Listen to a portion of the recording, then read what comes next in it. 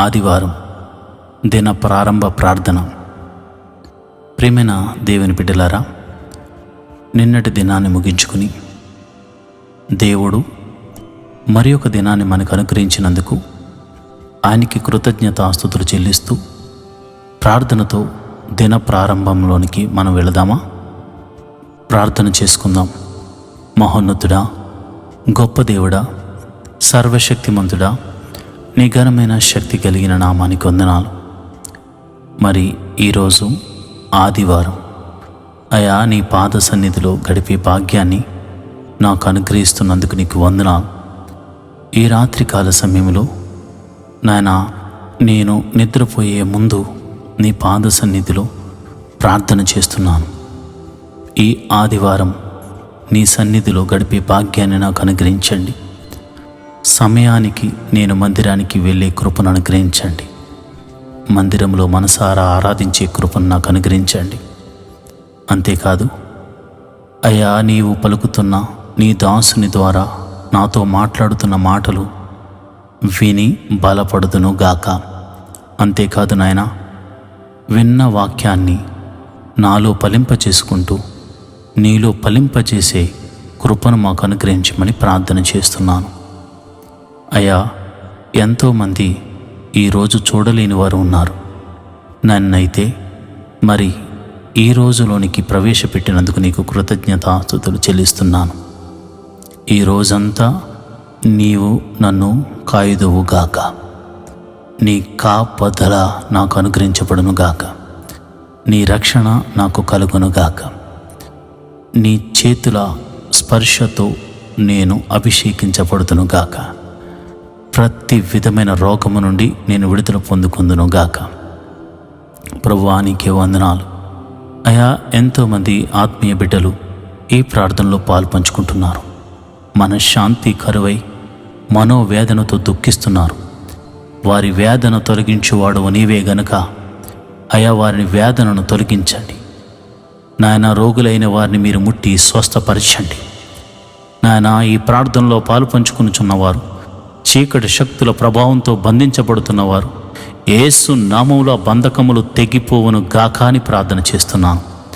అయా, ఆదివారపు ఆరాధనలో పాలు పంచుకుని మనసారా నేను ఆరాధించే కృపను నీ బిడ్డలకు అనుగ్రహించమని ప్రార్థన చేస్తున్నాను.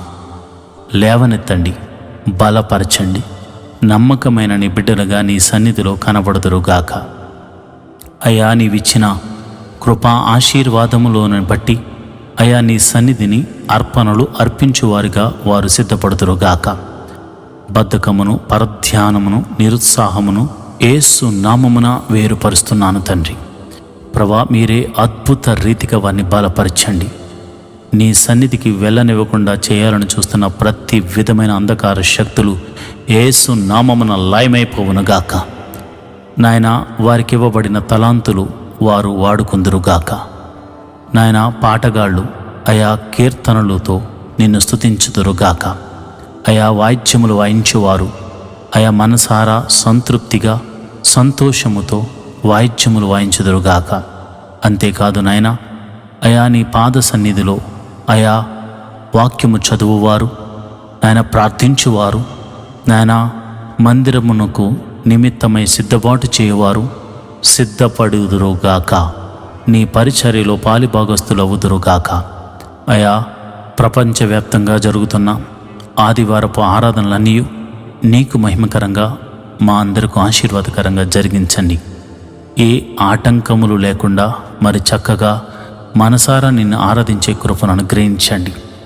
మరి ఆయా ప్రాంతాలలో ఆయా జనుల మధ్య ఆయా ఆదివారం నిన్ను స్తుతించే భాగ్యము లేని వారికి కూడా అట్టి కృపను అనుగ్రహించండి.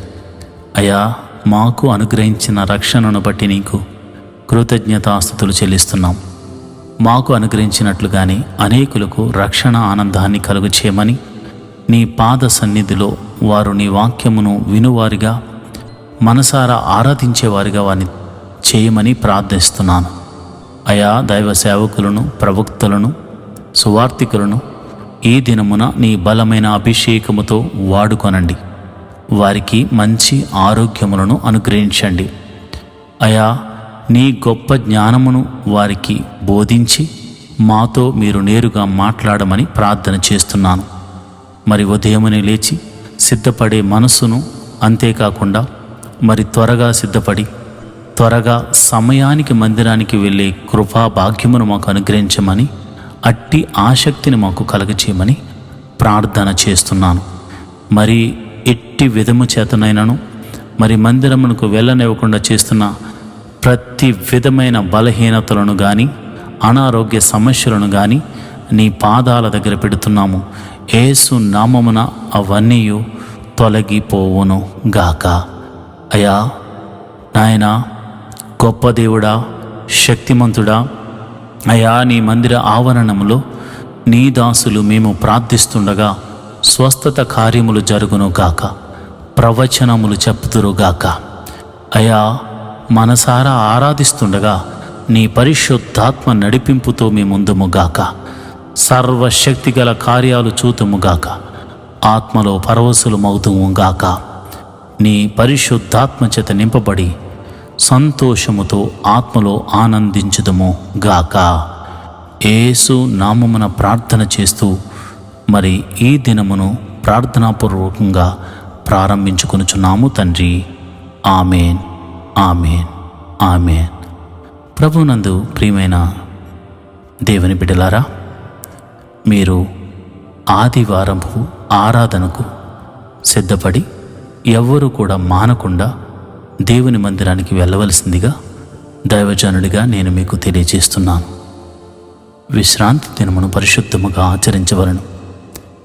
ఆశీర్వాదము విశ్రాంతి దినమును మాత్రమే, దేవుని సన్నిధిలో మాత్రమే దొరుకుతుంది. కాబట్టి ఎవరైనా ఆశీర్వదించబడాలి అని అనుకునేవారు తప్పక విశ్రాంతి దినాన్ని దేవుని మందిరంలో గడుపుట ద్వారానే పొందుకోగలరని గ్రహించి మీ పని పాటలను ముగించుకుని త్వరగా దేవుని మందిరానికి వెళ్ళి దీవించబడాలని నేను కోరుకొనుచున్నాను.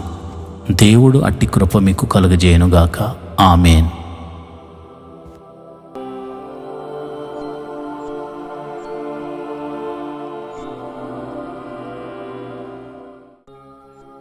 ఈరోజు దేవుని వాగ్దానము: యెహోవా మనయందు ఆనందించిన ఎడల ఆ దేశములో మనలను చేర్చి దానిని మనకిచ్చును.